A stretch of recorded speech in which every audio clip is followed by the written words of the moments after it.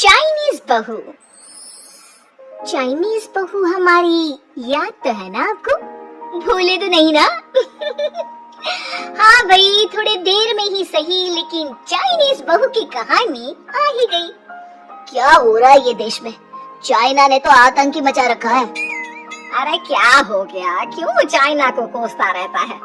भूल मत, तेरी ससुराल चाइना की ही है। हाँ माँ, पर ये देखना, लड़ाई झगड़े, ये बीमारी, ऊपर से ये देश कितना चालाक है। अंदर न जाने क्या क्या करता रहता है। तभी अंदर से बहू की चिल्लाने की आवाज आती है। अरे क्या हो गया बहू, क्यों चिल्ला रही है? माँ जी, ये देखिए, ये रूस ने यूक्रेन की हालत क्या कर दी है। ऊपर से चाइना में 2 बड़ा लॉकडाउन लग गया है। माँ जी, अब क्या किया जाए? अरे तो तुम लोगों को क्या परेशानी हो रही है, मैं तो यही नहीं समझ पा रही हूँ। वो क्या है ना माँ, हम लोग चाइना जाने की सोच रहे थे। सांगसू के भाई की शादी है। तो क्या? अरे कौन सा उन लोगों के यहाँ भाई घोड़ी चढ़ता है जो बहन काजल लगाकर नेक लगी?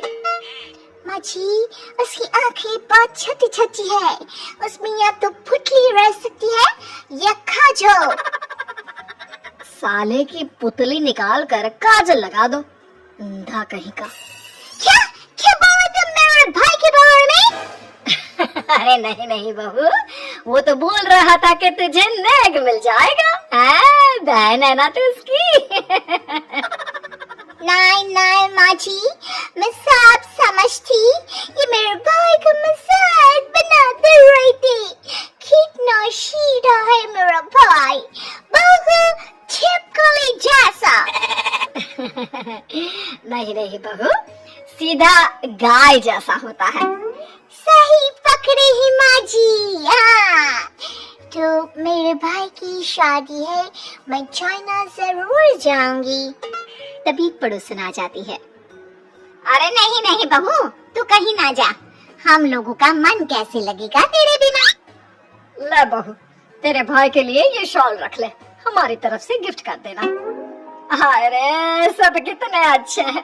मेरी चाइनीज बहू को कितने प्यार से तुम लोगों ने एक्सेप्ट कर लिया। सच में बड़ी भाग्यशाली हूँ मैं।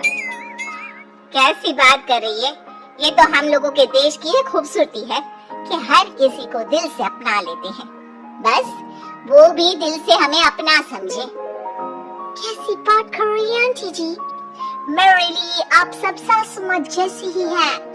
मुझे भारत बहुत अच्छा लगता है, ये सबसे अच्छा देश है। मेरा भारत महान। वैसे भी लड़के की शादी जहाँ होती है वो तो वहीं की हो जाती है ना। जी तेरे बहू सही बोल रही है।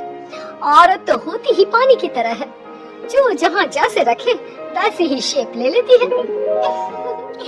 आंटी जी, ये थोड़ा सा ज्यादा हो गया, समझ नहीं आया।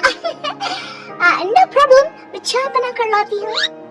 फिर क्या, वो दिन भी आ जाता है जब बेटे बहू को चाइना जाना पड़ता है। वहाँ जाकर बहू का भाई कहता है, हाँ मेरे दाम आ गए, मेरे दाम आ गए।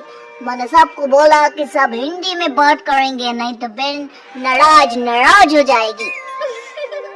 थैंक्स बॉय, हिंदी मेरी भाषा है। अब मुझे उसी में बात करना अच्छा लगता है।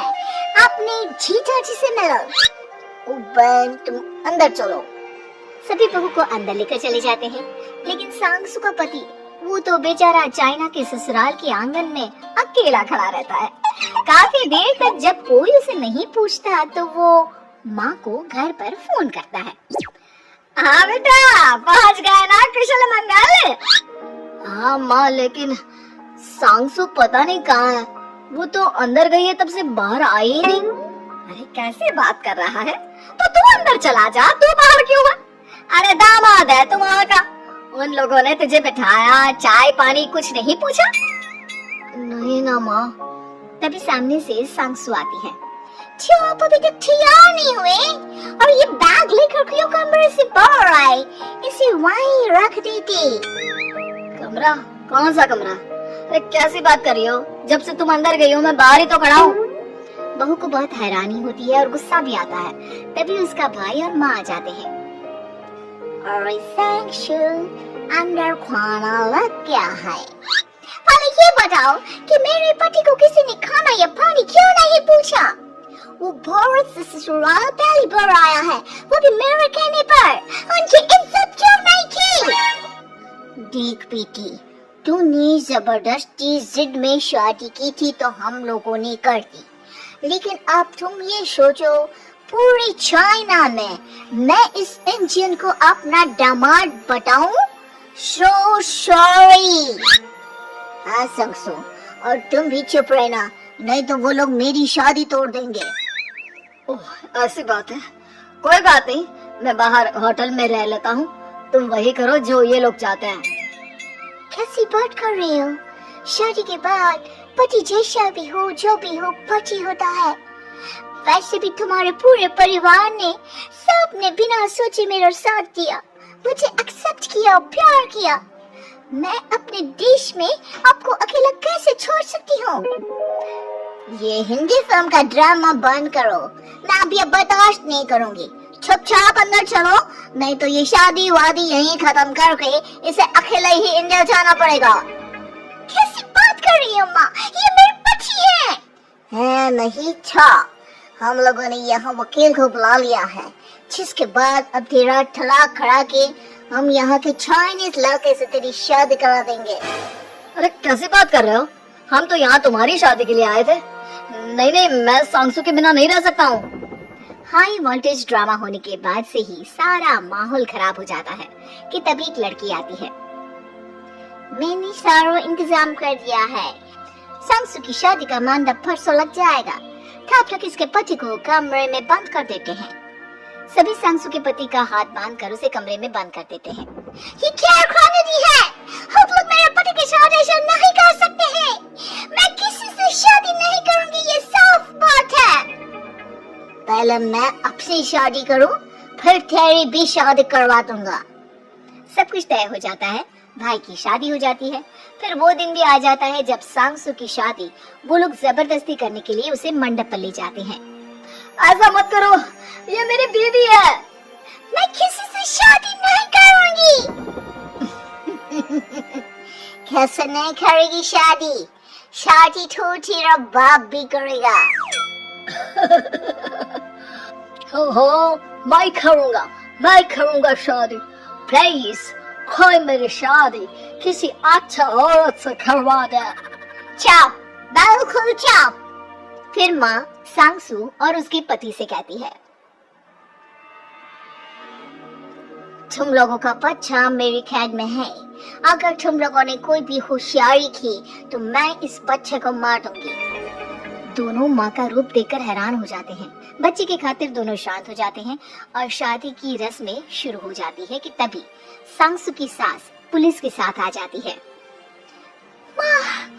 ससुर माँ आ गई, मेरी माँ आ गई। माँ प्लीज हम लोगों को बचाकर वापस ले चलो। पुलिस सभी को गिरफ्तार कर लेती है। बेटे के बच्चे को मारने की धमकी तो कोई चुड़ैल ही दे सकती है। अरे तो ये चुड़ैल ही तो है। ये सही बोल रहे हैं, ये औरत किसी चुड़ैल से कम नहीं है।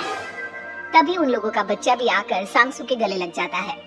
माँ, तू सही समय पर आ गई, लेकिन तुझे कैसे पता चला कि यहाँ ये सब हो रहा है? बेटा, ये चाइनीज लोग ना होते ही धोखेबाज है। इन लोगों पर मुझे भरोसा नहीं था, इसलिए मैंने तेरे फोन को हमेशा के लिए मेरे फोन से अटैच कर दिया था, जिससे तेरे आसपास होने वाली सारी बात मैं सुनती रहूं। उस दिन भी मेरी तेरी बात हो रही थी तो तेरा फोन ऑन था, मैं सब समझ गई थी। मुझे माफ कर दो। नहीं, बिल्कुल नहीं। चलिए माँ जी, इंडिया वापस चलते हैं। आज के बाद मैं यहाँ कभी नहीं आऊंगी।